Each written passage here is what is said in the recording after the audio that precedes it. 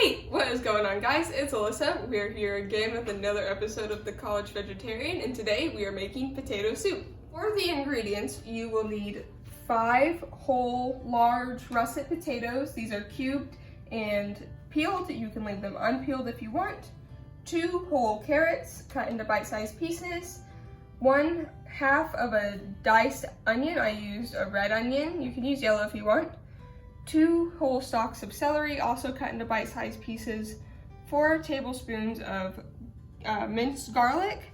In this little spice mixture, we have 1 teaspoon of chili powder, salt, and pepper, 1/2 teaspoon of parsley flakes and thyme, and some also just chopped chives thrown in there. There's a 1/4 cup of all-purpose flour. This is just some chives for topping later. 1 tablespoon of olive oil.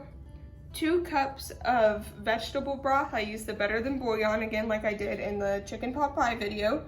2 tablespoons of unsalted butter. 1/2 cup of sour cream. 1/2 cup of heavy whipping cream.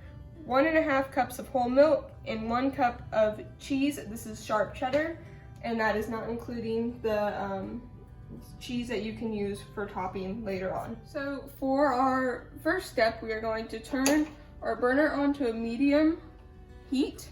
You can do medium, high, however your burner works. You're gonna drop in the 2 tablespoons of butter and the 1 tablespoon of olive oil just into a big pot. We're gonna use this whole pot, 1 pot for everything. So everything that we put in here is just it's gonna be the soup. There's no 2 pots or anything other than making the vegetable broth, which is optional. You can just buy it pre-made if you want.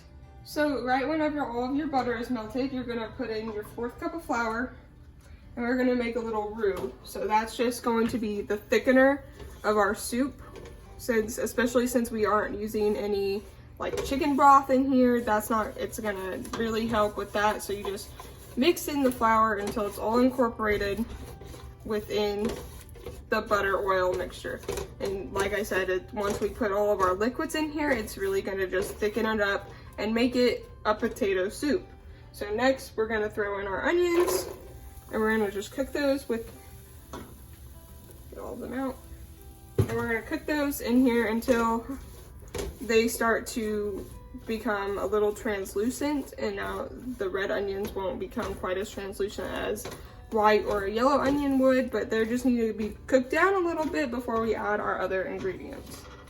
So our onions have cooked down just a little bit more, and now we're gonna add in our garlic, and we're gonna let that cook for just a little bit longer. So next we're just gonna throw in the celery and the carrots, and we're just gonna cook these until they all start to get a little softened. And after that, we'll start adding our liquids to this mixture. And so yeah, we're just gonna let this cook until the carrots are softening and the celery is softened and everything is good. And just so that by the time we are able to actually put the liquids in, they're not gonna just be these really hard, crunchy vegetables anymore. So this recipe that we're making for the potato soup is actually just a recipe. It's a completely Alyssa original.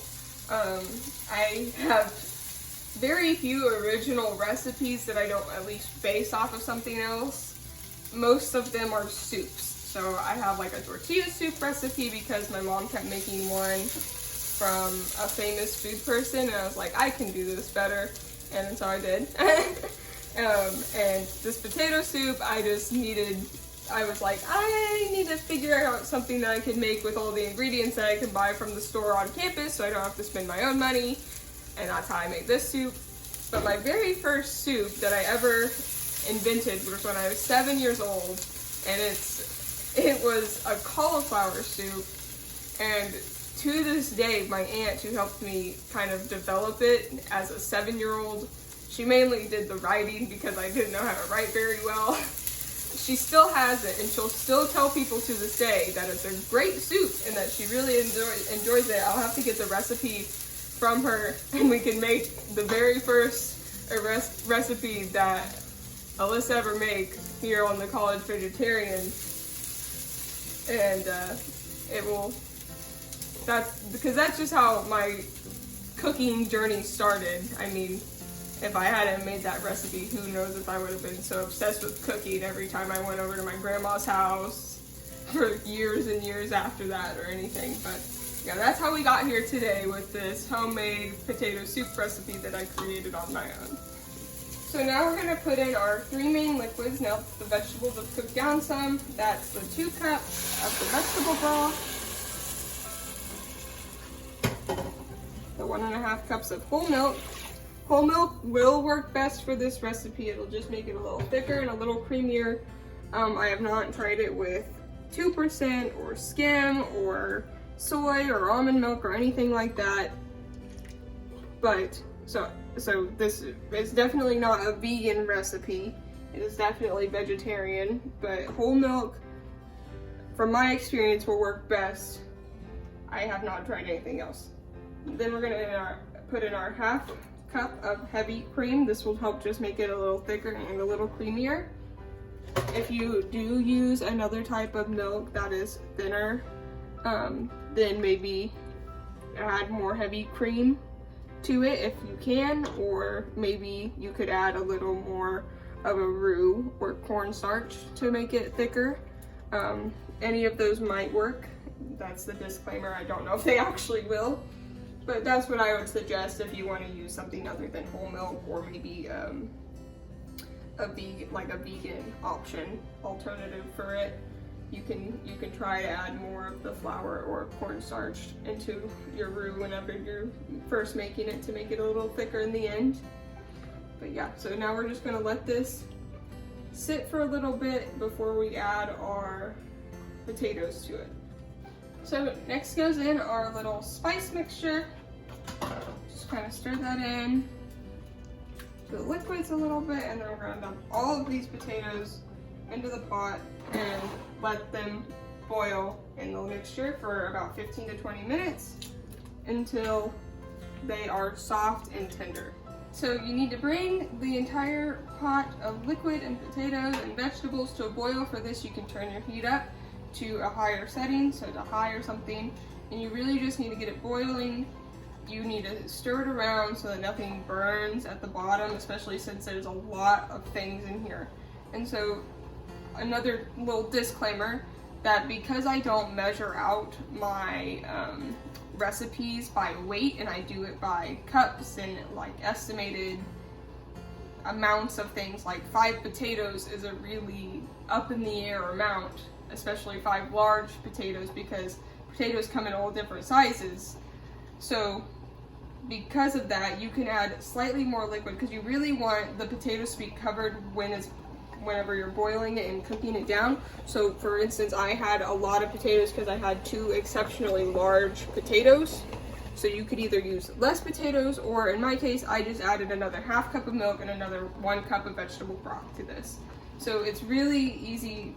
If your potatoes aren't covered, it's not the end of the world. Just add a little more liquid to the mixture overall, or just cut back your potato amount. If you they're gonna get mashed in the end, so it's not gonna be quite so potato chunk heavy in the end whenever you eat it.